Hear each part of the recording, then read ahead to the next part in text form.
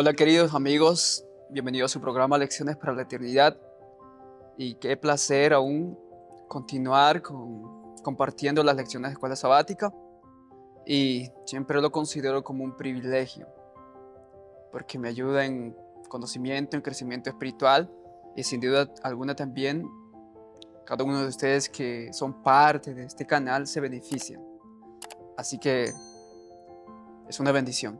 Quiero también presentar aquí a Joel por acompañarnos más una vez y ya estamos muy agradecidos porque con él tenemos muchas experiencias que hemos compartido desde 2020 y aún continuamos frente a este proyecto, frente a esta institución, estando como alumnos y también compartiendo las lecciones de escuela sabática. Así que tengo un poco de la experiencia ganada, de la vivencia con Joel, así que es un privilegio tenerlo aquí conmigo. Joel, bienvenido. Gracias, Ronald. Es también para mí un gran privilegio, una gran alegría compartir las lecciones de escuela sabática, no solo aquí, sino fue mucho antes. Ya comenzamos con algo pequeño, más el Señor nos ha ido guiando, ha ido abriendo las puertas y en su gran misericordia tenemos el privilegio de llegar a través de las redes sociales a más personas llevando la palabra del Señor. Y la verdad que es un gran privilegio. Yo estoy contento de participar aún contigo en estos repasos de la lección. Y como siempre digo, sacamos lecciones grandes, no solamente de manera general, sino de manera personal. Eso nos ayuda mucho a nosotros en el crecimiento espiritual y esperamos nosotros que también para ustedes, quienes nos escuchan, sea de una gran bendición. Y es así, ¿no? Por más que estudiamos, de hecho, de manera individual, siempre llegamos a conclusiones muy Ujú. similares y a veces compartimos y eso ayuda a un crecimiento de intelecto, ¿sí? Te Ujú. abre la mente y eso es un privilegio. Simplemente toca agradecer al Señor por esas oportunidades. Bien, como muchos sabrán, lección tras lección estamos comentando y estamos a 3 semanas y medio de comenzar el Congreso. Y de hecho, yo le invito ahora para que pueda participar de este video y pueda informarse de cómo va a ser este congreso.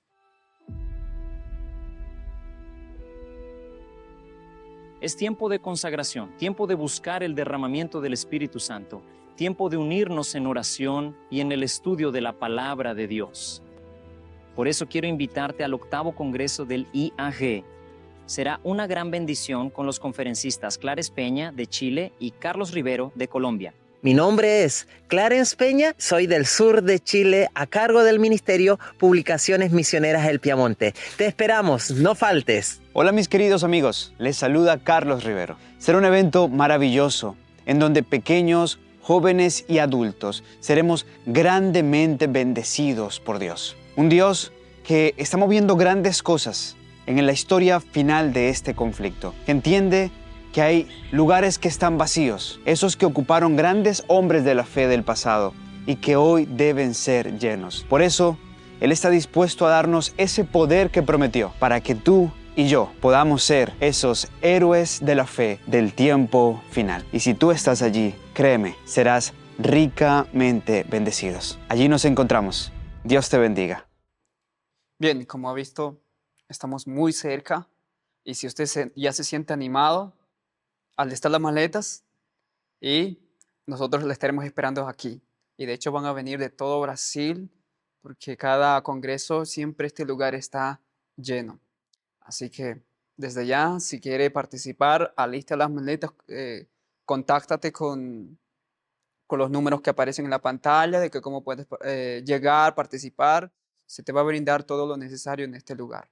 También no olvidando que también venimos de hecho mencionando que tenemos proyectos aquí en IAY, que aquí en el estado de Bahía está casi por comenzar tranquilamente, ¿sí? Es una clínica de salud mental, así que sin duda alguna va a ser una bendición cuando va a comenzar a abrir las puertas y hay algunos ya, de hecho, ¿no? que están a la espera. Y otro proyecto, de hecho, que se está comenzando en Pará es Tiempo de Semear, un trabajo que es especialmente en asuntos de agricultura, que también solo está comenzando, de hecho, va a ser una bendición cuando va a ir un poco más avanzando. Así que lo que yo pido es que ayudes en sus oraciones, considera siempre en sus oraciones para que el Señor pueda seguir trabajando de acuerdo a su modo de Él, porque sabemos que en estos últimos tiempos Dios va a operar no conforme a los planes humanos, sino conforme Dios quiere. Va a usar métodos simples, sencillos, para que la obra del Señor avance y tenga un alcance global. Así que nosotros creemos de que esas cosas están cumpliéndose. Bien, sin hablar más, queremos comenzar con una palabra de oración y le invito a que pueda inclinar su rostro juntamente conmigo.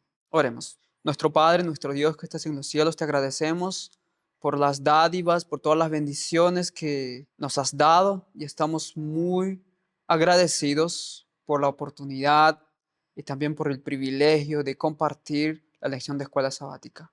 Sabemos que a través de tu palabra nos quieres preparar, capacitar para enfrentar las crisis futuras. Y necesitamos, Señor, del poder de tu Espíritu Santo para que esas palabras puedan ser tan efectivos en nuestras vidas, que pueda haber un cambio, una transformación continua y que podamos ser también una luz o esperanza para las otras personas. Sabemos que tenemos un mundo que alcanzar y la única manera de alcanzar es viviendo tu evangelio. Amén. Que ese evangelio, Señor, pueda ser tan efectivo en nuestras vidas. Esa es nuestra oración. Pedimos tu sabia dirección al compartir esta lección de escuela sabática. En el precioso nombre de Cristo Jesús oramos. Amén. Amén. Bien, la semana que pasó vimos la experiencia de dos mujeres que de hecho prefiguran la experiencia del pueblo remanente que va a vivir en tiempo del fin. La experiencia de Ruth, que encontró a Cristo como su redentor, que fue Boaz, de hecho, que prefiguró a Cristo. Y la otra experiencia fue de Esther, ¿no? Que aquella, mencionamos de que aquella situación volvería a acontecer de manera global, no sería tan local, sino sería de manera global, acontecería con todo el mundo y los involucrados en este gran conflicto sería todos los seres humanos. Bien, esta semana continuaremos aún viendo algunas alusiones que apuntan para la crisis final. Yo sé que a muchos cuando se habla de profecías da un poco de temor, porque simplemente mencionan quizás desastres, mencionan caos, violencia, guerra, pestilencia, hambruna, etcétera.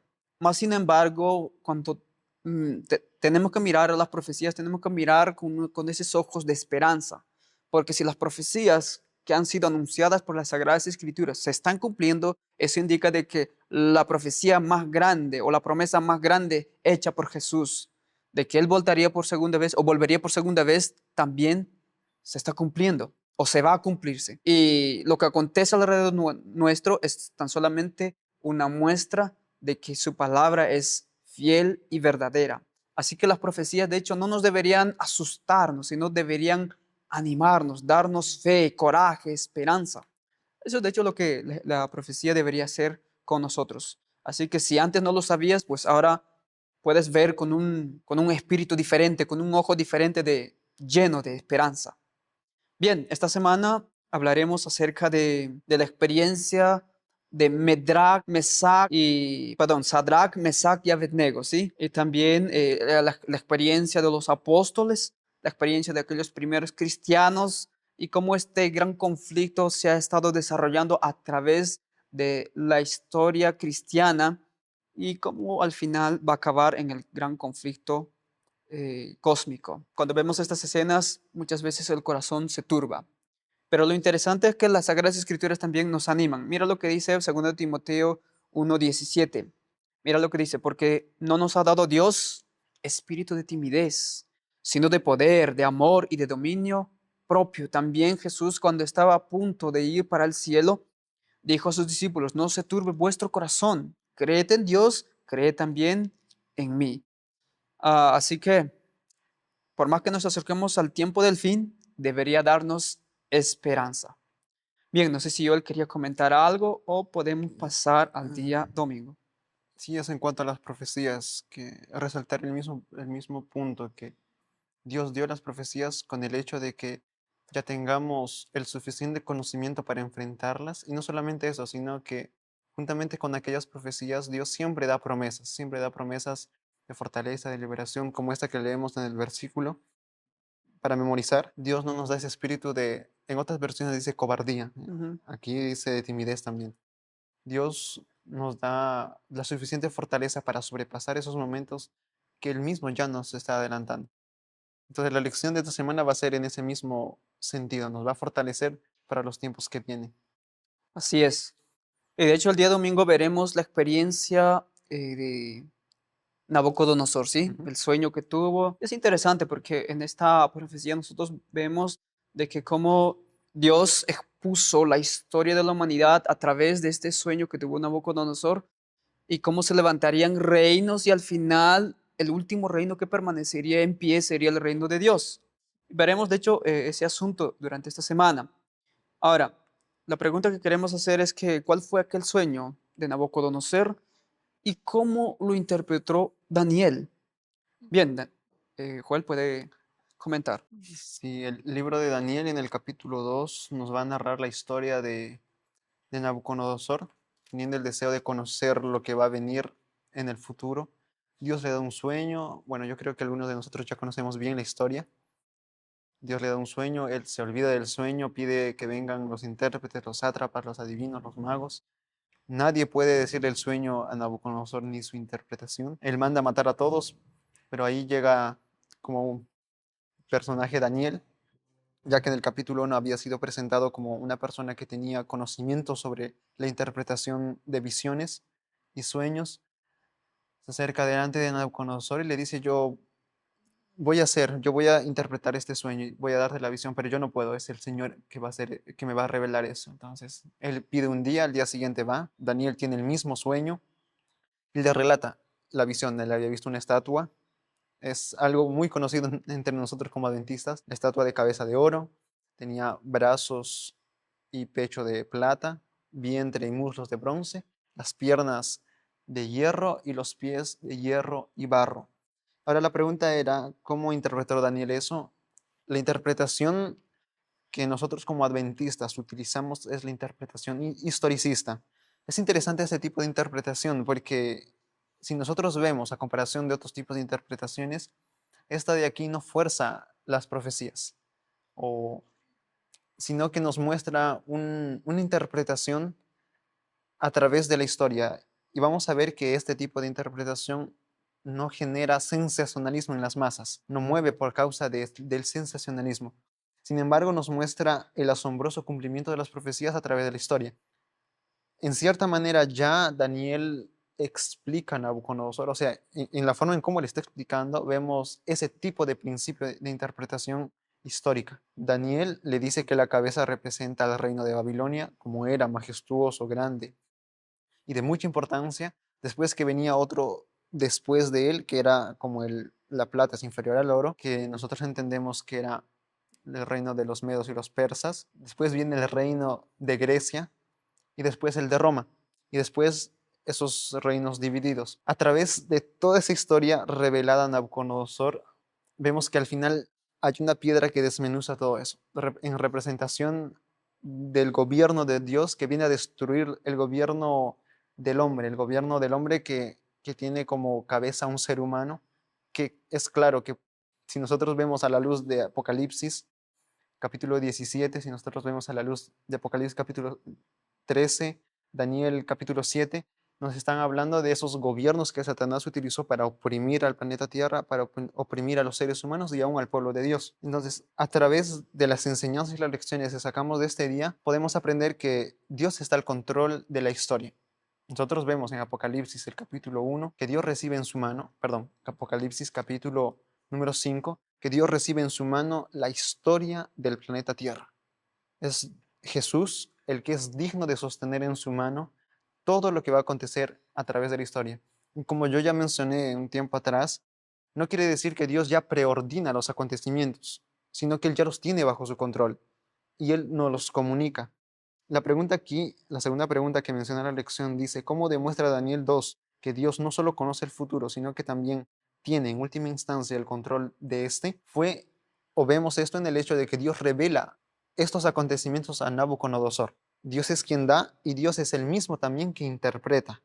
Dios le dio la explicación del desarrollo de la historia a este rey que quería saber este asunto a través de su siervo Daniel. Y vemos que al final de todo esto, Dios va a acabar con el gobierno de Satanás, con ese gobierno de opresión, con ese gobierno de autoritarismo. Y vemos que Dios aquí es como el libertador de eso. Quiero compartir para terminar el comentario, Profetas y Reyes, página 366, que dice de la siguiente manera: en los anales de la historia humana, el desarrollo de las naciones, el nacimiento y la caída de los imperios parecen depender de la voluntad y las proezas de los hombres, y en cierta medida los acontecimientos se dirían determinados por el poder, la ambición y los caprichos de ellos. Pero en la palabra de Dios se descorre el velo y encima, detrás y a través de todo el juego y contrajuego de los humanos intereses, poder y pasiones, contemplamos a los agentes del que es todo misericordioso, que cumplen silenciosa y pacientemente los designios y la voluntad de Él. Dios utiliza todos esos gobiernos para hacer ese contraste con su gobierno y a la vez Él utilizar eso para, como dice aquí, cumplir los designios y su voluntad. Amén. Sabes, cuando vemos imperios mundiales teniendo dominio, control del mundo en su tiempo, así como Babilonia, Medo-Persia, Grecia, Roma, y actualmente, ¿no? Las potencias mundiales, así como aún Estados Unidos o China o Rusia, que son considerados también como potencias mundiales, vemos de que la razón de su potencia se debe a que, ¿no? A su filosofía, a su tipo de gobierno, a sus riquezas. O sea, el raciocinio humano siempre llega a esas conclusiones, pero no nos damos cuenta de que esas potencias que surgen en el mundo tan solamente están por la voluntad divina, están en el plan del Señor para cumplir su propósito. Si Babilonia fue una nación pagana, fue utilizada para destruir al pueblo, o para llevarlo en cautividad al pueblo que fue rebelde contra su Dios, que se fue a la idolatría, fue usada como instrumento, esa nación mismo también entró en el plan del Señor para que tuviera una oportunidad también de conocer la luz. Y los instrumentos que Dios usó fueron justamente los hebreos, especialmente Daniel y sus colegas. O sea, muchas veces podemos pensar, o sea, la razón por la que está en esa posición es el esfuerzo del ser humano, el conocimiento, la inteligencia del ser humano, el poderío. Pero no, es Dios. La Biblia mismo dice en el libro de Daniel que es Dios quien quita reyes y quien pone reyes. Eso indica de que al final de la historia es Dios quien está al control. Ronald, solamente ahora acabo de recordar cuando Pilato le dice a Jesús, yo tengo la potestad de mandarte a crucificar. No. Y Jesús le responde de que tú no tuvieras la autoridad si no se te hubiera dado del cielo. Entonces eso también nos muestra de que es Dios, como decías tú, que coloca y quita reyes. Y es así, ¿no? La historia muestra eso. Por eso la interpretación que se da correctamente a las profecías es una interpretación histórica. Yo sé que existen interpretaciones como idealista, preterista, futurista, que muchas veces solo causan sensación y muchas veces cuando son como idealistas, pues tú pierdes tu fe, ¿no? Como para sacar simplemente lección, no tiene mucha importancia, ¿no? Mas cuando seguimos el curso de la historia, que la Biblia misma se está interpretando a través de la historia, pues nos damos cuenta que aquellas cosas que acontecieron fue simplemente por la voluntad del Señor y se cumplieron. Y eso nos da mayor firmeza. Si aquellas cosas se cumplieron, entonces los que aún faltan cumplirse con seguridad se cumplirán también. El versículo 44 del libro de Daniel 2 dice que en los días de estos reyes, el Dios del cielo levantará un reino que no será jamás destruido. O sea, Joel ya mencionó los reinos que gobernarían en el escenario de la historia del mundo, que fue Babilonia, Medo-Persia, Grecia, Roma, después Roma dividida, al final el cuerno pequeño que gobernó durante 1260 años. Y después de ahí que se levanta Apocalipsis 13 va a mostrar otra bestia, que es la bestia que sale de la tierra con dos cuernos, y de hecho estamos en ese tiempo. Pero dice, yo sé que Daniel 2 no menciona eso, pero Apocalipsis menciona, pero Daniel 2:44 dice, y en los días de estos reyes, el Dios del cielo levantará un reino que no será jamás destruido, ni será el reino dejado a otro. El último reino que va a permanecer, que Dios mismo va a levantar, y de hecho de que Jesús ya vino a poner las bases de ese reino, las bases de su reino de justicia, de su reino de gracia, que al final va a ser un reino glorioso. ese reino jamás va a ser destruido ni será el reino dejado a otro como los otros reinos. Mira lo que dice Profetas y Reyes, página 367 y 368, hablando del contexto de la historia de Daniel, ¿sí? De la estatua y de la sucesión de este reino. Dice, esto se presenta claramente tan solo en la palabra de Dios, o sea, la explicación cómo se da. En ella se revela que la fuerza tanto de las naciones como de los individuos no se hallan en las oportunidades o los recursos que parecen hacerlos invencibles, como ya los mencioné. No se halla en su jactanciosa grandeza. Se mide por la fidelidad con que cumplen el propósito de Dios. Cada nación que subió al escenario de la historia sencillamente cumple el propósito de Dios. Si va a ser fiel a su cometido o no va a ser fiel. Y aún los reyes, ¿no? Así que eso nos da a nosotros seguridad y firmeza de que si aquello que fue profetizado se cumplió tal cual como fue la profecía, lo que falta también se cumplirá con total seguridad. Por eso las profecías deberían darnos esperanza, firmeza, seguridad, ánimo. No es para temer las profecías. Así que eso es lo que encontramos en el día domingo hablando de la estatua de Nabucodonosor. La segunda parte, que es el día lunes, encontramos una historia muy interesante que de hecho va a tener un cumplimiento global. Apocalipsis 13, 11 para adelante ya lo revela esta escena. El título que colocaron es la adoración de la imagen.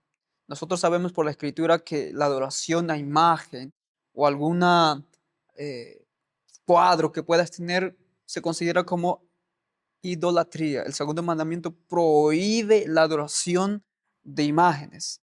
Pero lo interesante que acontece en Daniel 3 es justamente eso. En Daniel 2 acabamos de ver de que Dios muestra a través del sueño de la sucesión de reinos a Nabucodonosor. Y dice, bueno, Nabucodonosor, tú eres la cabeza, ¿sí? Tú eres la cabeza.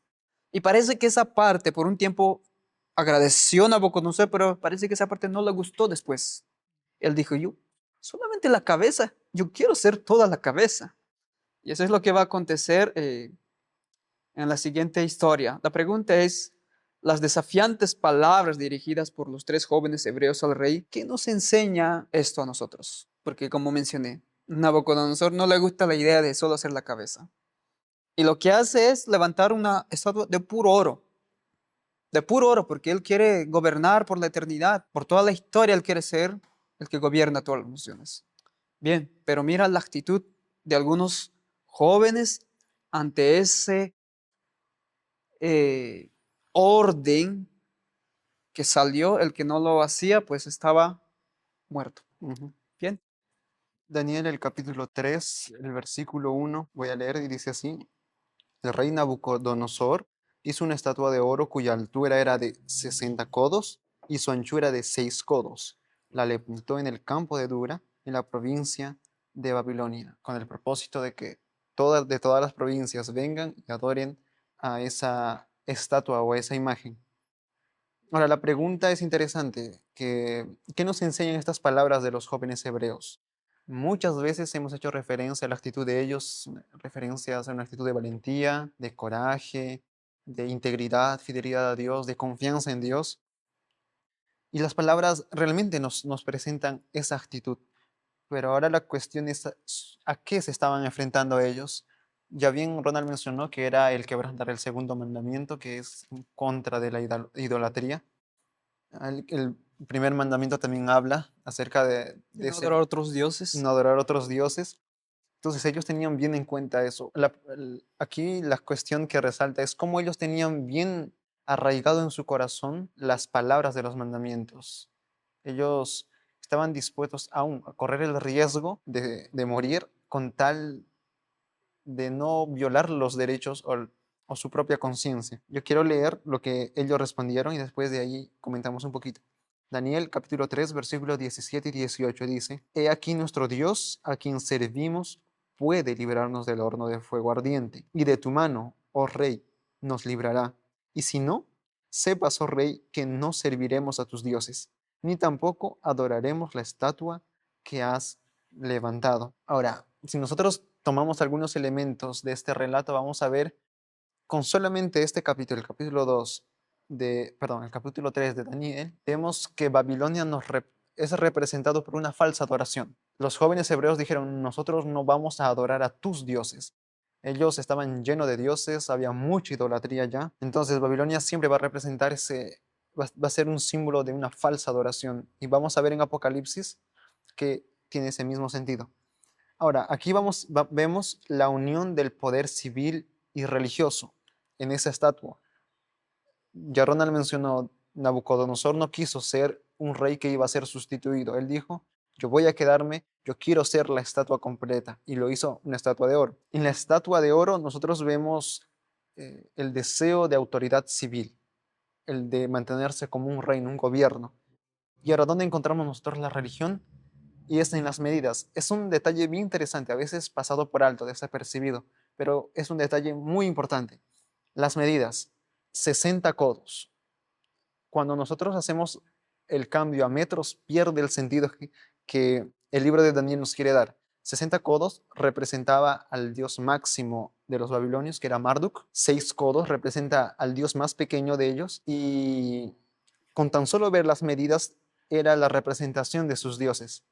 Es por eso que los jóvenes hebreos le dicen, nosotros no vamos a adorar a tus dioses. Entonces vemos ahí esa unión del poder civil y el poder religioso. Muy parecido a lo que nosotros vamos a ver en Apocalipsis. Ahora, la cuestión es que ellos bien podrían ser llamados extremistas, fanáticos, como dice la lección. Ahora, ellos bien podrían hasta haber fingido arrodillarse para salvarse. Y yo creo que muchos judíos hicieron eso, porque no eran solamente los 4, Daniel y sus amigos allá, había muchos judíos. Pudieron hasta pensar que la vida es más importante que cualquier otra cosa, que estamos corriendo un riesgo innecesario, que Dios entiende mi corazón. Son cuestiones que hasta nosotros las hemos pronunciado en otras cuestiones, que si lo analizamos bien también colocan en tela de juicio la obediencia a los mandamientos de Dios. Pero con la respuesta de ellos nosotros encontramos la evidencia de la integridad del corazón de ellos, a pesar del alto honor que ellos tenían, porque ellos eran gobernadores de algunas provincias, y su inconmovible fidelidad a Dios. Ahora, ¿cómo nosotros, porque la lección también hace la pregunta, cómo nosotros podemos actuar en medio de cosas que comprometen nuestra fe? ¿Cómo nosotros actuamos frente a eso? A veces, bueno, mejor decirlo así, en la mayoría de los casos, nosotros debemos de tomar esa decisión firme, porque en cuestiones de principios no hay por qué racionalizar o pensar. Es sí o bien no, es así, así de tajante. El versículo de memoria nos decía, porque Dios no nos ha dado espíritu de cobardía, más de poder, de amor y de dominio propio. Y hay las palabras que utilizaron Pedro y Juan, que es mejor servir a Dios antes que a los hombres.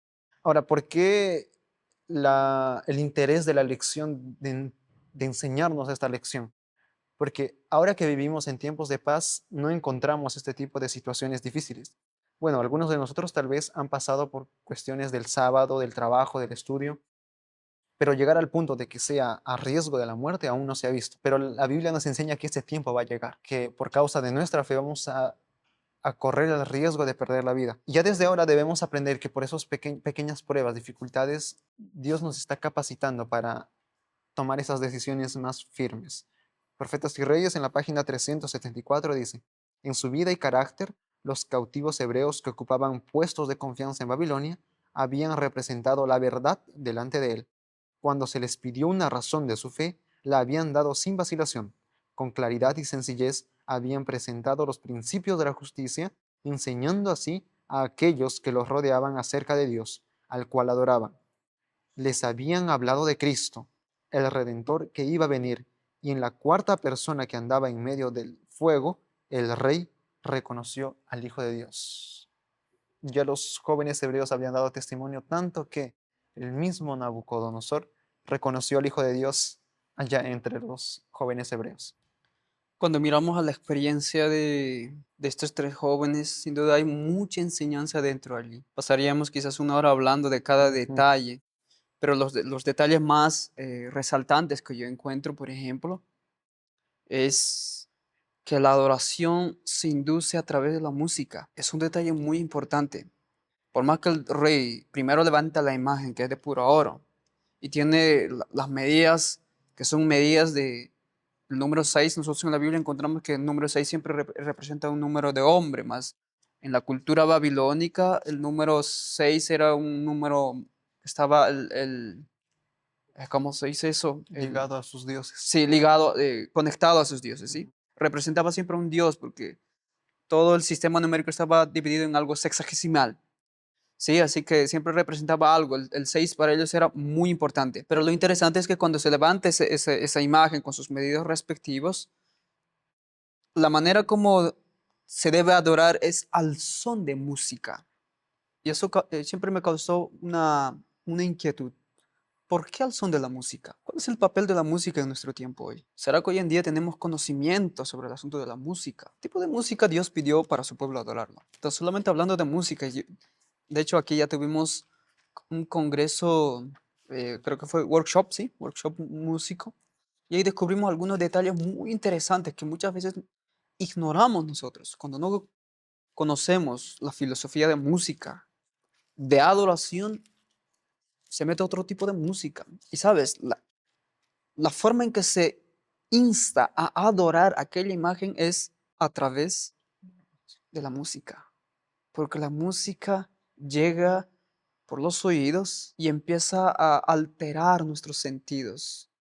Empieza a ver, ya no empieza a haber una distinción clara entre la verdad y el error. Porque cuando es una música que pidió el Señor, una música sincopada, amigos, usted está en un lugar muy equivocado. Y lamentablemente hoy en día se ve esa realidad. No todos tienen el conocimiento de la música. Ahora, la fidelidad de esos hombres. ¿Cuántos judíos había en aquel entonces que también se postraron ante esa imagen para no perder su vida? Muchas veces cuando miramos la historia dicen, wow, solo vieron 3 valientes y ¿qué estuvieron haciendo los otros? Yo también me hubiera puesto en pie. Pero sabes, cuando enfrentamos la realidad de las cosas, el hombre se acobarda. Solo aquel que ha tenido una experiencia íntima con el Señor estará de parte de la verdad, por más que esté en juego la vida. Estos hombres fueron arrojados, dice, ataron las manos y fueron arrojados al horno de fuego que fue calentado al máximo 7 veces. Murieron. No, imagina cómo Dios operando, rescatándolos de aquel horno, que todo el mundo pensaba que estaban muertos, pero dice, ni un solo cabello se quemó, ni siquiera estaban oliendo aún. ¿Se imagina cómo Dios opera? Cuando el principio está en juego, Dios también trabaja para salvar y mostrarles quién está al control. Dios les dio otra oportunidad a Sadrach, Mesach y Abednego, y también dio una vislumbre del verdadero carácter, del verdadero control que tiene a Nabucodonosor y los que estuvieron viendo aquella escena. Eso nos muestra de que por más que la vida del ser humano esté en peligro, cuando estés en defensa de la verdad, no debes dudar de que Dios puede hacer milagros. Nunca debes dudar. Es mejor ponerse del lado correcto del Señor, por más que tu vida esté en juego. Porque Dios puede operar maravillas. Pero solamente tendremos ese discernimiento cuando hoy, actual, aprendemos a que la palabra de Dios sea parte de nosotros, esté en nuestra esencia. Si no, no sabremos distinguir cuándo estamos violando una norma, cuándo estamos violando un principio. Y cuándo ponernos del lado de la verdad, no lo sabremos si hoy no lo vivimos aquella experiencia. Es tan esencial.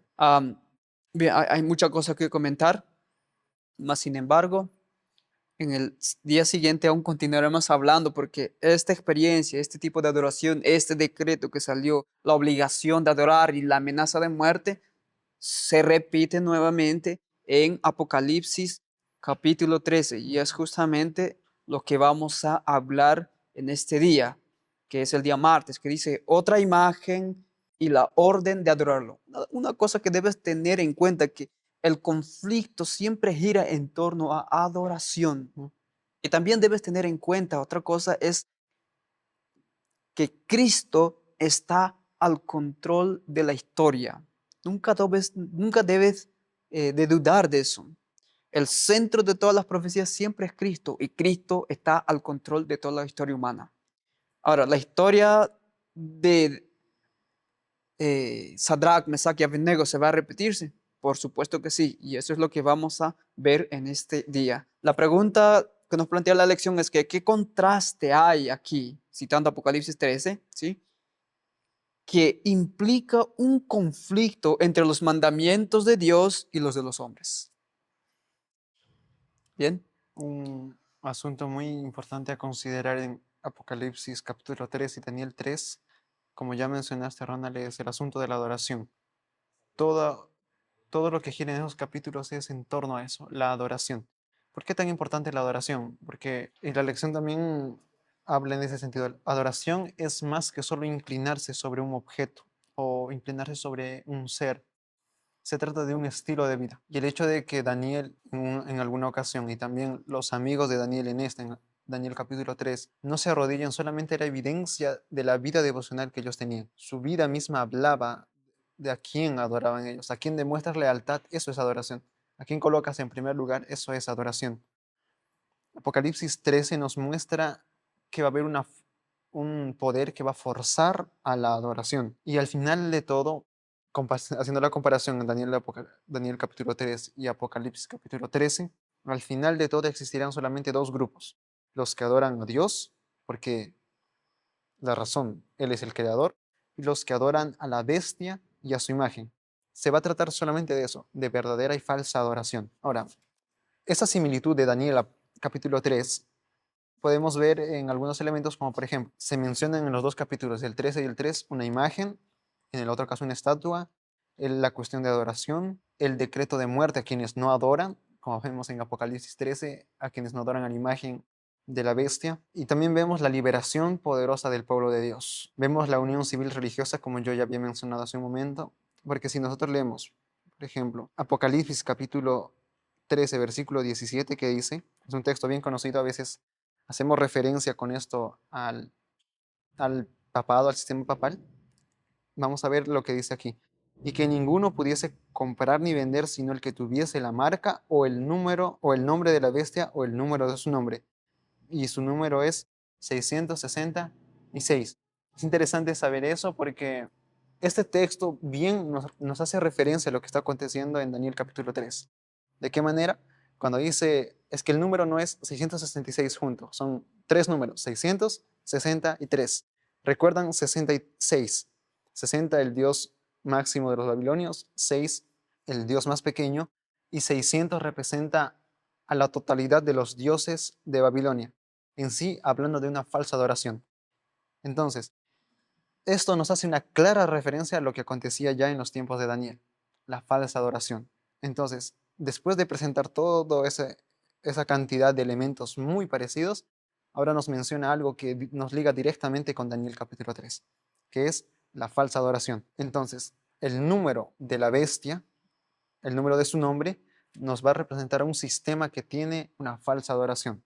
Y vemos todo ese sinfín de elementos muy parecidos. No tenemos por qué dudar de que hay una clara referencia de Apocalipsis capítulo 13 bueno, Apocalipsis y muchos otros capítulos aparte del 13, juntamente con Daniel capítulo 3. Ahora, la lección también nos mencionaba de que Romanos capítulo 1, versículo 18 al 25, y de qué manera esto nos muestra el asunto de nuestra lealtad como seres humanos. Voy a leer el versículo 18, dice, porque la ira de Dios se revela desde el cielo contra toda impiedad e injusticia de los hombres que detienen con injusticia la verdad.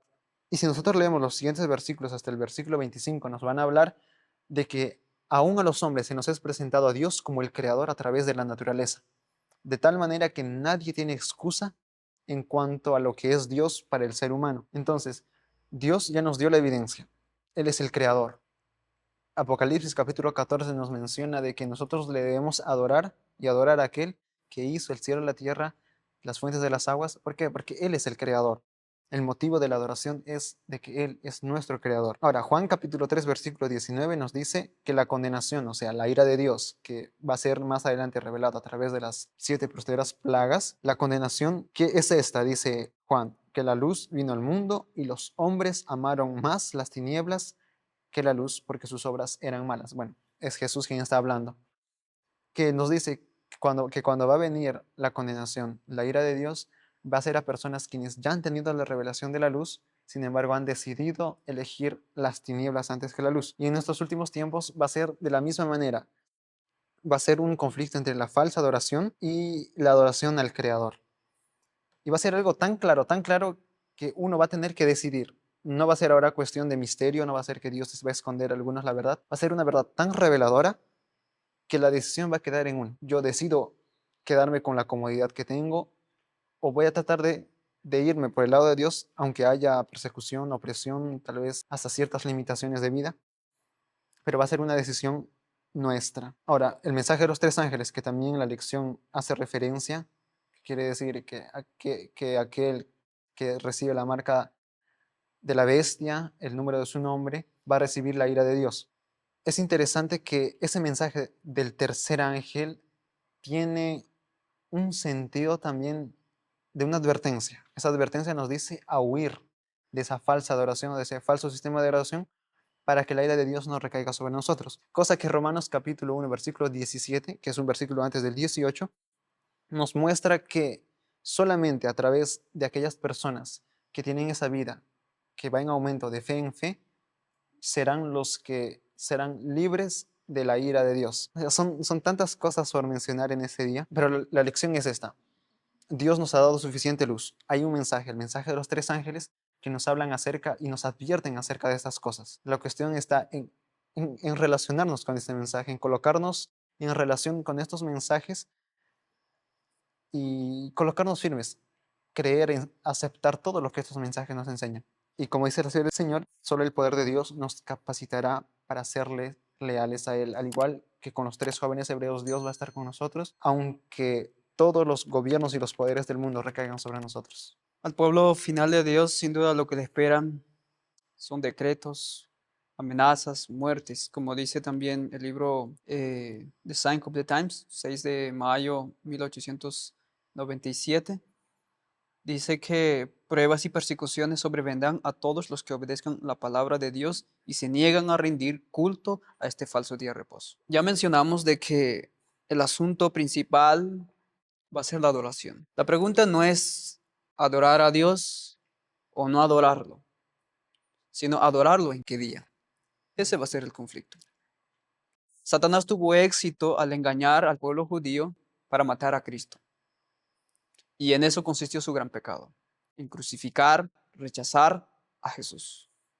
El pecado del cristianismo consistirá en rechazar los mandamientos de Dios y adorar en otro día que no es el día aprobado por el Señor.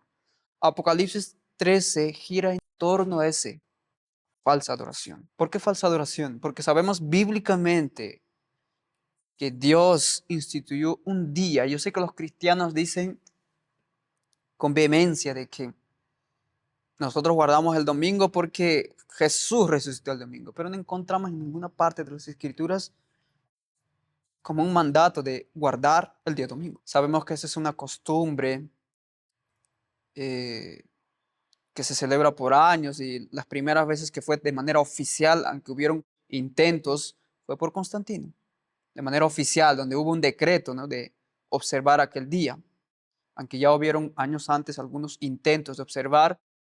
Sin embargo, después de eso continuó la observancia del domingo, aunque Dios siempre mantuvo un pueblo fiel que guardaba sus mandamientos durante aquellas épocas. Y Apocalipsis 13, lamentablemente, la profecía indica de que la bestia que surge de la tierra, que tiene dos cuernos, proféticamente hablando, sabemos que es Estados Unidos, en Norteamérica, que tiene dos cuernos, que tiene dos principios gubernamentales que han sido la razón de su crecimiento o de su potencial, el protestantismo y se me fue la palabra, se podría decir el poder civil y el poder religioso, se me escapó la palabra, ¿sí? Sabemos que ha sido el éxito, sin embargo, hoy se está cumpliendo frente a nuestros ojos la profecía de que aquellos principios que fueron la clave de su éxito, de su poderío, la profecía indica de que va a violar aquellos principios que fueron la razón de su existir, la razón de su poderío. Y al final esta bestia va a empezar a hablar como dragón, como hablaba dragón en su época de gobierno. durante 1260 años. El hablar del dragón era terrible. Todo el mundo estaba sometido bajo sus pies, reyes y gobernantes. Él era la autoridad máxima. ¿Y cuánta gente murió? ¿Cuánta gente fue perseguido? Y tristemente la segunda bestia que se levanta, que es Estados Unidos, hablará también como dragón. Los principios que, bueno, me acordé que son protestantismo y republicanismo, han sido la razón de su existir. Lamentablemente hoy vemos el cumplimiento de que esos dos principios, donde había una separación, ¿sí? Para aquel que quizás no conoce esta historia, yo le invito a leer Conflicto de los Siglos, el origen de Estados Unidos, ¿sí? Donde habla claramente de esa separación que tuvieron ellos como nación. Ellos mismos establecieron en su Carta Magna de que el Congreso no haría ninguna ley oficial en contra de la religión ni prohibir el libre ejercicio de ella. Eso está en Conflicto de los Siglos, página 442. Lo interesante es que cuando comienza a hablar esta segunda bestia como dragón, la historia se repetirá. La experiencia de Daniel, de los amigos de Daniel, se volverán a repetirse. Hoy esta bestia empezará a hablar dragón y hará que los moradores de la tierra, aquellos que rechazan y persiguen al pueblo de Dios, hagan una imagen a la primera bestia. Y esta imagen, que va a ser muy parecida a la bestia, la imagen, va a obligar a todos, pequeños, grandes, ricos y pobres, a adorar a la primera bestia. ¿Y cómo va a obligar? Por eso decía que el asunto principal siempre es la adoración. Adoración, adorar al Señor en el día correcto, mientras que este falso o esta imagen va a intentar que la humanidad adore en el día incorrecto. Por eso el punto principal de la profecía de Apocalipsis 13 es adoración. Y hoy no estamos tan lejos de eso.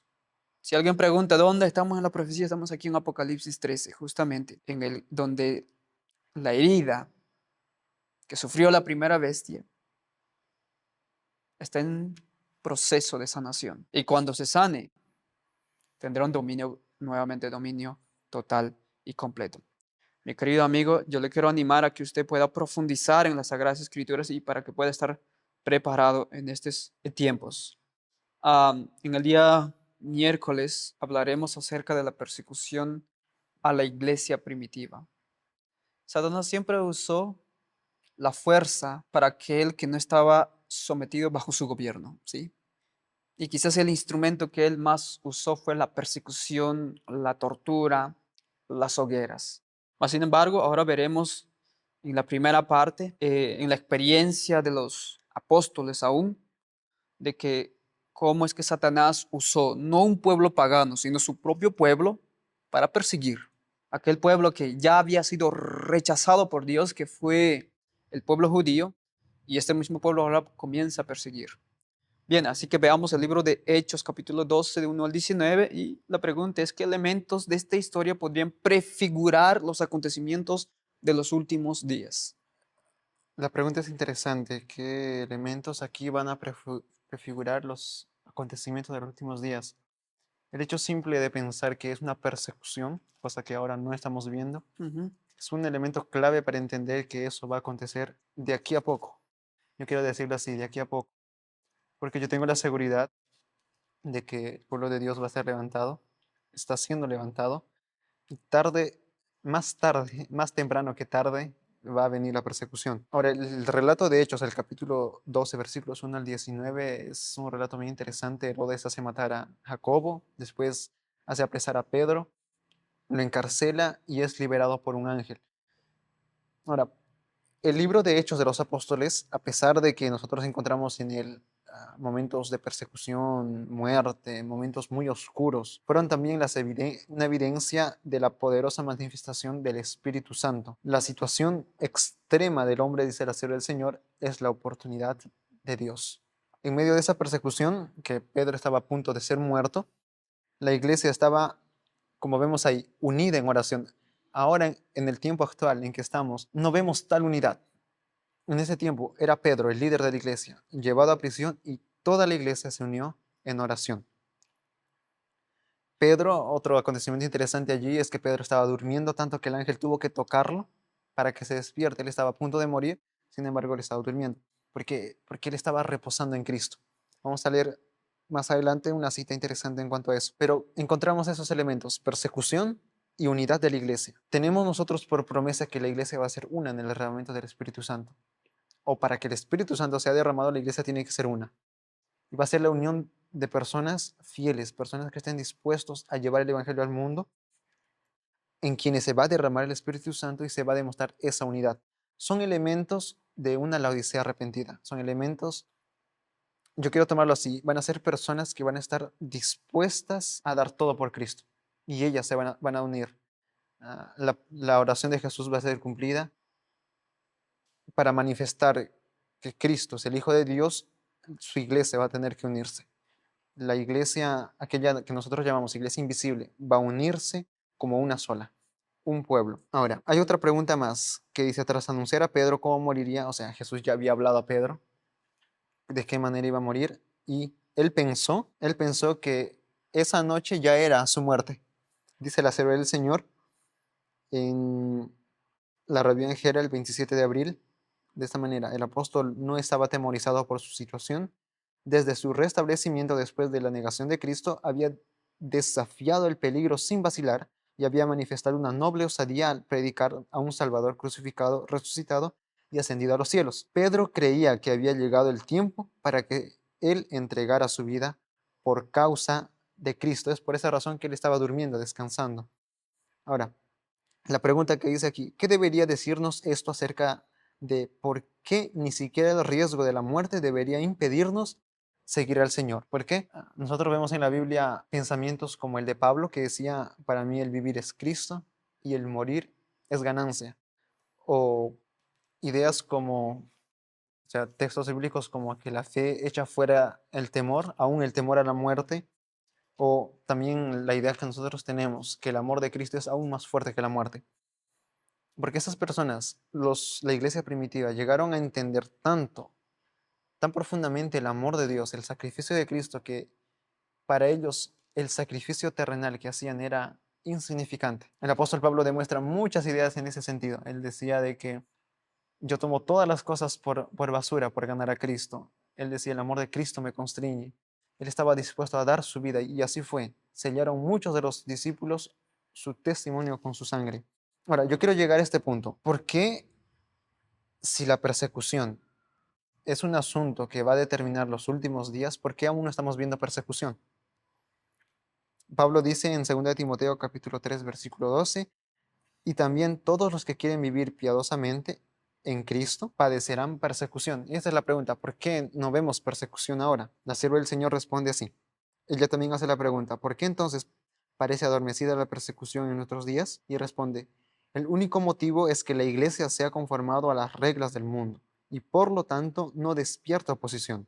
La religión que se profesa hoy no tiene el carácter puro y santo que distinguiera la fe cristiana en los días de Cristo y sus apóstoles. Dice después: revivan la fe y el poder de la iglesia primitiva, y el espíritu de persecución revivirá también, y el fuego de persecución volverá a encenderse. Un elemento clave para los últimos días va a ser, como dice aquí, reanimado cuando el pueblo de Dios refleje perfectamente el carácter de Cristo. Y eso es lo único que hace falta para que todos esos acontecimientos finales que nosotros vemos en Apocalipsis vengan de una vez. Necesitamos que esa persecución reavive. Aunque persecución suena algo de terror, algo que da miedo, va a ser la evidencia de que el pueblo de Dios está siendo movido. Va a ser la evidencia de que el Espíritu de Dios está obrando en los corazones de los hombres de manera efectiva, porque los hombres están cediendo a las impresiones del Espíritu Santo. Así que la persecución no va a ser algo que nos va a extrañar, va a ser motivo de que realmente estamos avanzando como pueblo de Dios. Y eso fue lo que a los discípulos los movía, porque en la oposición a ellos los despertaba, les daba la seguridad de que Cristo estaba con ellos. Mientras hablabas de la persecución, me recordé, no hace mucho leímos Conflicto de los Siglos, haciendo algunos resúmenes.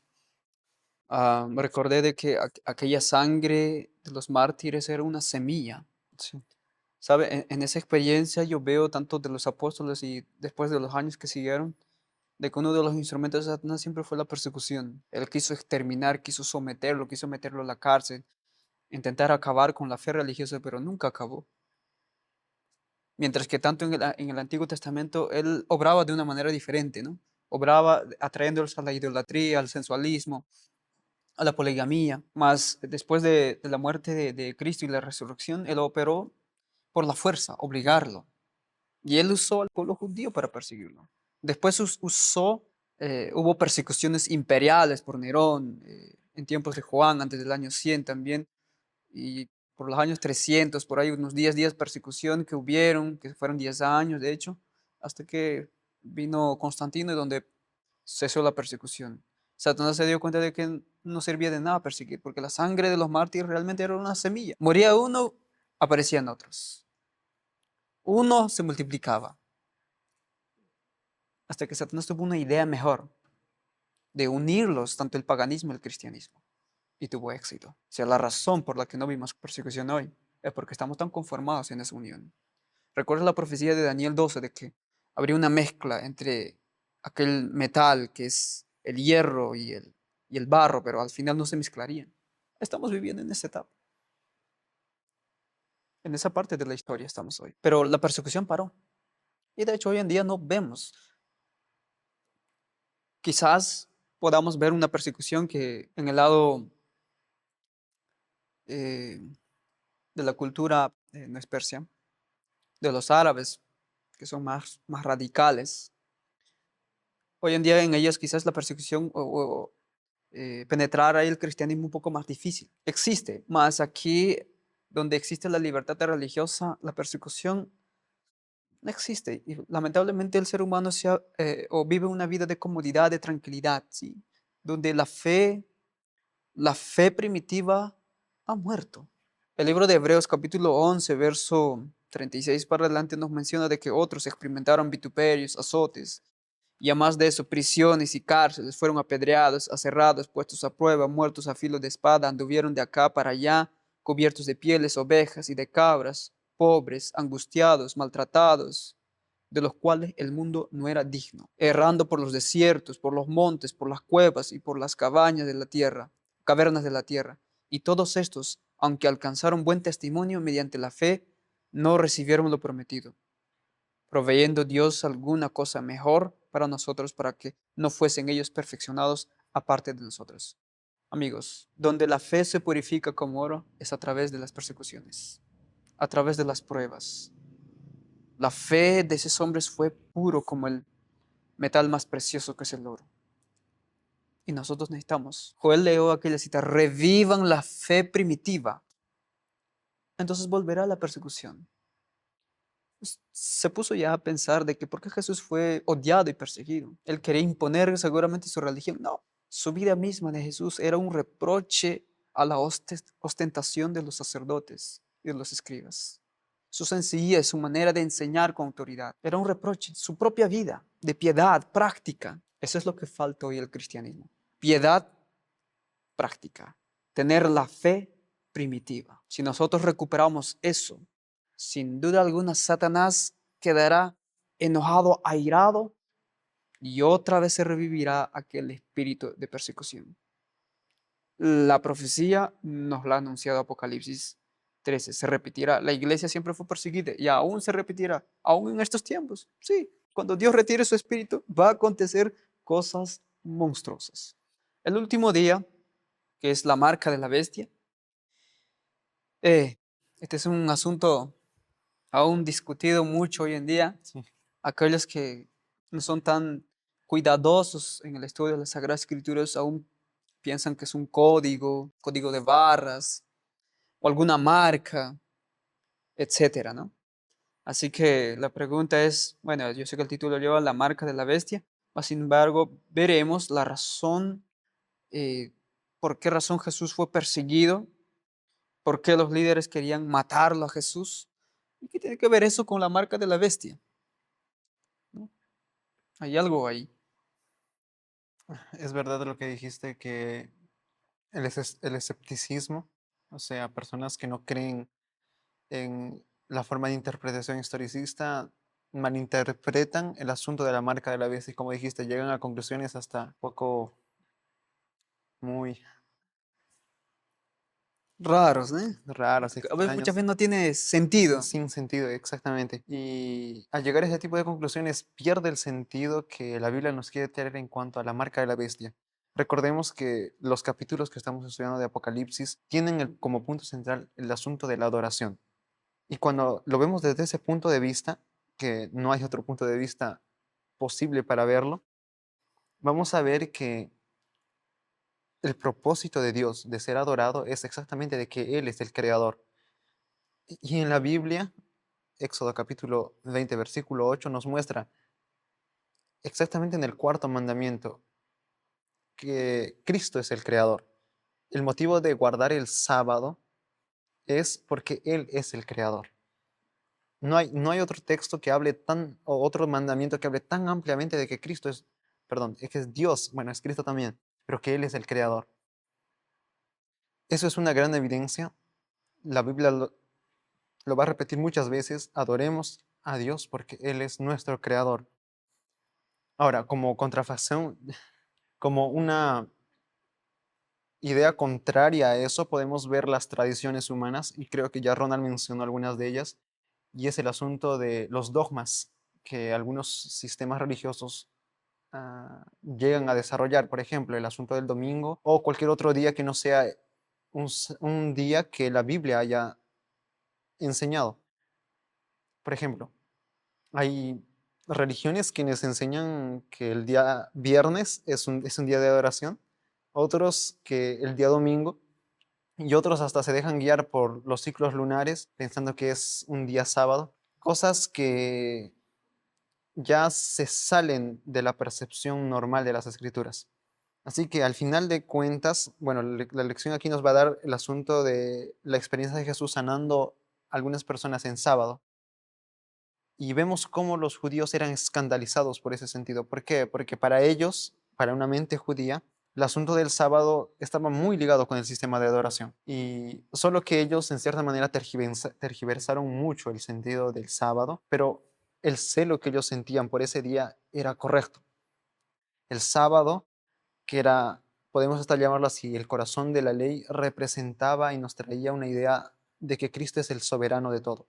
Dios es el soberano de todo. Él es la autoridad máxima porque Él es nuestro creador. Y yo repito esto porque este es un gran argumento para colocar el sábado como esa señal distintiva en estos últimos tiempos, porque va a ser esa oposición: tradiciones humanas y la palabra de Dios. Uno va a colocar el sábado como el día de adoración y el otro va a colocar una idea contraria al día de adoración, que es el domingo. Ahora, como ya dije, el final de todo va a ser las leyes humanas contra el creer de la palabra de Dios. El mensaje de los tres ángeles nos advierten muchas veces acerca de esto: la adoración, aquel que adora la imagen, que venía un ángel diciendo adorad al que hizo. Son tantas advertencias que nosotros tenemos que no podemos negar de que estas están haciendo referencia a este asunto, que es la adoración. Ahora, ¿por qué es este día tan importante y por qué va a ser esa piedra de toque, como dice la sierva del Señor? La lección también hacía esta pregunta, y juntamente con esto quiero responder: ¿morir por guardar uno de los mandamientos de Dios? ¿Qué excusa podrías considerar razonable para transigir? Es una pregunta bien interesante y hasta una pregunta hasta difícil de contestar, porque ¿será que nosotros estamos dispuestos a dar nuestra vida antes que transigir en el asunto del sábado? Tal vez hemos llegado a considerar el asunto del sábado como algo pequeño, pero sin embargo la ley nos muestra que los mandamientos de Dios, o sea, la Biblia nos muestra que los mandamientos de Dios son justos, son santos, son buenos porque nos reflejan el carácter de Dios. A pesar de que la pregunta es difícil de contestar, tiene que ser respondida y vamos a tener que responder con nuestras vidas. No solamente en decir sí acepto, sino va a ser una representación de nuestro carácter. El asunto del sábado más adelante, como ya dijiste, Ronald, va a ser la evidencia externa de nuestra relación con Dios. Va a ser si cedemos a lo que dice el hombre por salvar nuestra comodidad, por salvar nuestro bienestar, por salvaguardar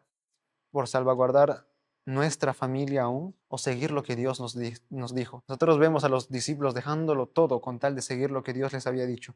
¿Y por qué nosotros hacer menos? La Sierva del Señor dice en el Conflicto de los Siglos, en la página 591, el sábado será la gran piedra de toque de la lealtad, pues es el punto especialmente controvertido.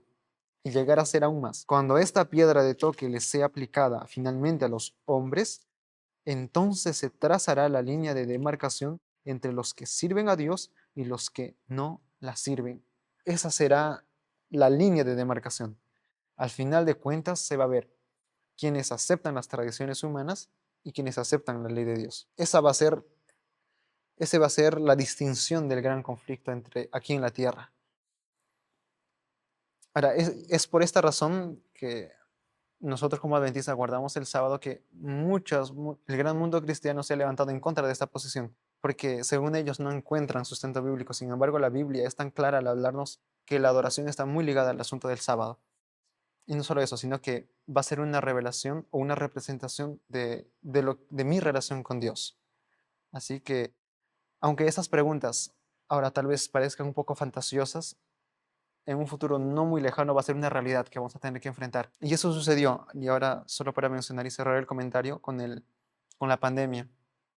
Yo no digo que la pandemia fue el cumplimiento de alguna profecía, sin embargo, allí pudimos ver lo que el forzar la conciencia significa. Nosotros aquí podemos decir, no, que cuando venga la ley, nosotros no nos vamos a someter a ella, que vamos a hacer lo que Dios dice, pero a veces hemos visto que tan rápido las leyes mudan, de tal manera que hemos tenido que someternos a esa coacción de nuestra conciencia, cosa que la Sierva del Señor habla que debemos levantarnos en contra de ella. No sublevarnos contra nuestras autoridades, sino protestar en contra de la libertad de la conciencia. Y hemos visto eso en carne propia, no es algo fácil de tratar. Y imagínense cuando vengan aquellos tiempos difíciles, cuando realmente nuestra vida va a estar en riesgo al decir no a los dictámenes del hombre.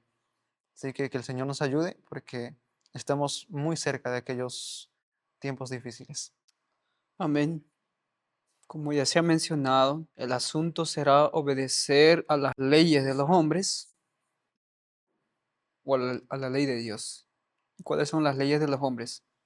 Sin mostrar la Biblia, si tan solo repasamos la historia, ¿desde cuándo se viene guardando el domingo? En el mundo pagano, de hecho, se observaba domingo como día de adoración, pero después de aquel sincretismo que hubo en tiempos primero fue Éfeso, después fue Esmirna, después fue Pérgamo, sí, en la época de Pérgamo, ahí es donde hubo un tiempo de sincretismo entre el paganismo y el cristianismo, y se empezó a observar de manera oficial el domingo como día de la resurrección primero, y ya después fue considerado como día el sábado.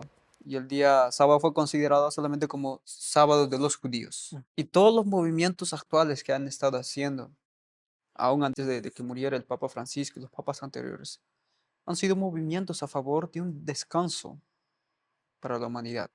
Y era justamente descanso dominical. La encíclica Rerum Novarum, que fue durante los años 1890, 91, 93, si es que no estoy equivocado ahorita, se me va la memoria la fecha exacta. Esa encíclica también hablaba en guardar un día. La humanidad entera, y es más, en 1888 un movimiento muy fuerte, ¿no?, de guardar el domingo en los Estados Unidos de Norteamérica. Y el día de adoración siempre ha estado en juego. Y una cosa que siempre tengo claro es que el Estado, eso fue los principios del gobierno de los Estados Unidos, el Estado no puede sacar leyes para obligar al pueblo a que adoren un cierto día. Dios puso claramente esa separación. Jesús mismo fue claro, ¿no?, cuando reconoció el poder civil. Dad a César lo que es de César y dad a Dios lo que es de Dios. Jesús reconoció esos dos reinos claramente. Y hay una separación. El Estado no puede meterse en asuntos de la religión y la religión tampoco. Yo sé que hay muchos hoy en día que están en asuntos de la política y de la religión, pero no deben entrometerse. Cuando estos dos comienzan a unirse, entonces se vuelve un instrumento poderoso para Satanás. Y todo lo que los movimientos hoy en día acontecen es justamente de unir lo religioso y lo civil. Entonces comienzan a salir leyes en la nación. Leyes que van en contra de la conciencia del individuo. Van prohibiendo algunas cosas poco a poco, hasta que al final toda la humanidad estará en una decisión. Todo el mundo va a estar en esta historia. Mira lo que dice y vamos concluyendo. Eso está en Review and Herald, 30 de enero de 1900. Voy a leer solo algunos. En el gran conflicto entre la fe y la incredulidad, todo el mundo cristiano estará involucrado. Todos tomarán parte en él. Algunos no se comprometerán aparentemente en el conflicto en ninguno de los dos partidos. Recordemos que solo van a quedar dos bandos, del bien y del mal. Los que están con Cristo y los que están con Satanás. Dice, algunos no se comprometerán aparentemente en el conflicto en ninguno de los dos partidos. Puede que no parezcan tomar partido contra la verdad, pero no saldrán audazmente en defensa de Cristo, por temor a perder bienes o sufrir reproche. Todos los tales se cuentan entre los enemigos de Cristo, porque Cristo dice, el que no es conmigo, contra mí es, y el que conmigo no recoge, desparrama. Solo puede haber dos clases. Cada grupo está marcado claramente, ya sea con el sello del Dios viviente o con la marca de la bestia o de su imagen. Cada hijo e hija de Adán elige como su general a Cristo o a Barrabás. Y todos los que se colocan al lado del desleal están bajo la negra bandera de Satanás y se los acusa de rechazar a Cristo y de proceder malignamente con él. Se los acusa de crucificar deliberadamente al Señor de la vida y de la gloria. Amigos, estamos en el umbral de la historia de este mundo y la realidad de estas profecías no está lejos, estamos tan cerca. La pregunta es, ¿de qué lado estarás? Solo existen dos bandos, no existe un término medio. Claramente acabamos de leer que aquellos que intentan no tomar partido, al final van a estar negando también para no perder posesiones, apoyo, comodidad, bienes. Las Sagradas Escrituras nos revelan claramente y nos dan un mensaje de advertencia. ¿A quién es el único que debemos adorar? Y los que adoran al Creador reconocen su autoridad que hizo el cielo y la tierra y bendijo el séptimo día. No somos fanáticos del séptimo día. La Biblia enseña eso, sí. La Biblia dice de que si me amáis, Jesús mismo dijo, si me amáis, guardad mis mandamientos. Y también encontramos en el libro de Santiago, donde dice que si uno viola un solo mandamiento, quebranta toda la ley. Por eso es que toda la Biblia está hablando de adoración, adoración, adoración, adoración. Necesitamos afirmarnos en la verdad tal cual está escrita en la palabra del Señor, porque el gran conflicto entre la verdad y el error está frente a nuestros ojos y ya estamos casi pisando. Hoy es el tiempo de aprovechar, de fundamentarse y de tener una experiencia profunda en las cosas del Señor.